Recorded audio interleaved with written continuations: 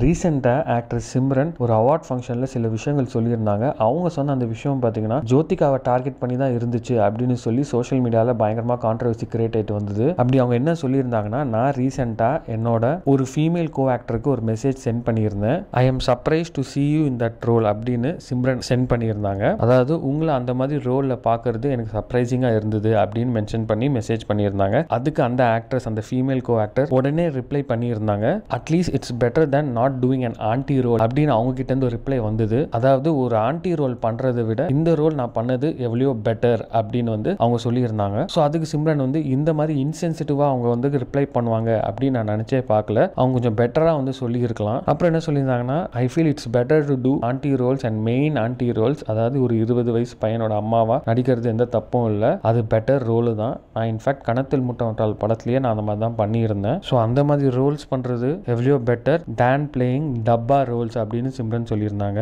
So அந்த டப்பா Rolle's அவங்க சொன்னது தான் பார்த்தீங்கன்னா ஜோதிகாவை டார்கெட் பண்ணி சொல்லியிருக்காங்க அப்படின்னு தான் இப்போ எல்லாருமே சொல்லிட்டு இருக்காங்க. ஏன்னா ரீசெண்டாக ஜோதிகா பார்த்தீங்கன்னா டப்பா காட்டல் அப்படின்னு சொல்லிட்டு ஒரு வெப் சீரிஸ்ல நடிச்சாங்க. அந்த ரோலும் பார்த்தீங்கன்னா ரொம்ப போல்டா இருந்தது. ஜோதிகா நடிச்ச ரோல் பார்த்தீங்கன்னா ரொம்பவே டிஃப்ரெண்டாகவும் ரொம்பவே போல்டா இருந்தது. இன்ஃபேக்ட் நிறைய கெட்ட வார்த்தைகள் கூட ஜோதிகா அதில் யூஸ் பண்ணியிருப்பாங்க. ஸோ அதை மென்ஷன் பண்ணி தான் I am surprise to see you in this role அப்படின்னு சிம்ரன் சொல்லியிருக்காங்க. ஸோ அதுக்காக தான் சிம்ரன் இதை சொல்லியிருக்காங்க அப்படின்னு சோஷியல் மீடியாவில் நிறைய பேர் பேசிட்டு இருக்காங்க. ஸோ ஒரு பக்கம் பார்த்தீங்கன்னா இவங்க ஜோதிகாவை சொல்லி தான் மென்ஷன் பண்ணியிருக்காங்க அப்படின்னு சொன்னால் கூட ஜோதிகா பார்த்தீங்கன்னா நிறைய இடத்துல என்னோட ஃபேவரட் ஆக்ட்ரஸ் சிம்ரன் தான் அப்படின்னு நிறைய வாட்டி சொல்லியிருக்காங்க. அதையும் தனி சில பேர் என்ன சொல்கிறாங்கன்னா, சிம்ரன் சொன்னது ஜோதிகாவை கிடையாது, லைலாவை. ஏன்னா லைலாவும் சிம்ரன் பார்த்தீங்கன்னா ரீசெண்டாக சபதம் அப்படின்னு சொல்லிட்டு ஒரு படத்தில் நடிச்சாங்க. ஸோ சிம்ரன் லைலாவை பார்த்து தான் சொல்கிறாங்க அப்படின்னு சில பேரும் சொல்லிட்டு இருக்காங்க. அண்ட் ஜோதிகாவை வேணும்னே சோஷியல் மீடியாவில் டார்கெட் பண்ணுறாங்களோ அப்படின்னு தான் இப்போ சில பேர் பேசிட்டு இருக்காங்க. அதுக்கான காரணம் பார்த்தீங்கன்னா ரீசெண்டாக பார்த்தீங்கன்னா கங்குவா டைம்லையும் இதே மாதிரி தான் ஆச்சு. ஜோதிகாவை டார்கெட் பண்ணி நிறைய பேர் பேசிட்டு இருந்தாங்க. இப்போ பார்த்தீங்கன்னா சூர்யாவோட ரெட்ரோ படம் இப்போ ரிலீஸ் ஆக போகுது. ஸோ அதுக்கு முன்னாடி ஜோதிகா டார்கெட் பண்ணி இந்த மாதிரி பேசிட்டு இருக்காங்க. ஸோ